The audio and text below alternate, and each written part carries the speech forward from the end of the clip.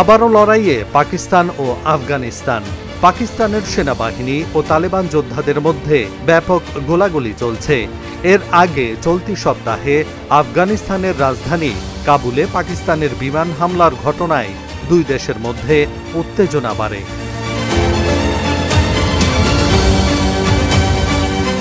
এর প্রতিশোধ নিতে আফগানিস্তানের তালিবান নিয়ন্ত্রিত সেনাবাহিনী শনিবার রাতে পাকিস্তানে হামলা চালায়।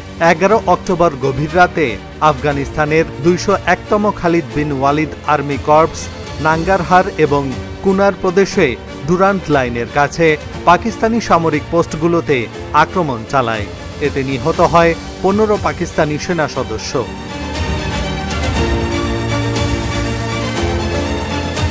পাল্টা হামলায় আফগানিস্তানের বেশ কয়েকটি সামরিক পোস্ট ধ্বংস হয়েছে এবং 19টি ঘাঁটি দখলে নিয়েছে বলে দাবি করেছে পাকিস্তানি বাহিনী। অন্তত 50 জন তালেবান যোদ্ধা নিহত হয়েছে বলে ধারণা করা হচ্ছে। এদিকে পাকিস্তানের উত্তর পূর্বাঞ্চলীয় প্রদেশ খাইবার পাখতুনখোয়ায় পাকিস্তানি তালেবান বলে পরিচিত তেহরিকি তালিবান পাকিস্তান একাধিক ভয়াবহ হামলা চালিয়েছে।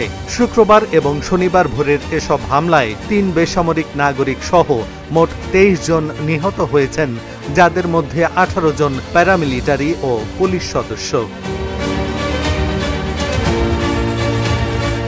সীমান্তে সংঘাত নিয়ে উদ্বেগ জানিয়েছে সৌদি আরব ও কাতার। দুই দেশই পাকিস্তান ও আফগানিস্তানকে সংযম ও আলোচনার মাধ্যমে সমস্যা সমাধানের আহ্বান জানিয়েছে। 2021 সালে তালেবান ক্ষমতায় ফেরার পর থেকেই পাকিস্তান আফগান সীমান্তে সন্ত্রাসী হামলা বেড়েছে।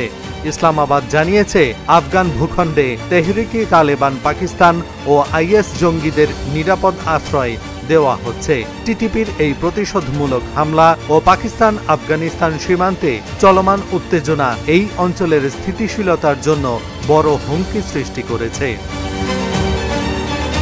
Dhaka journal news desk.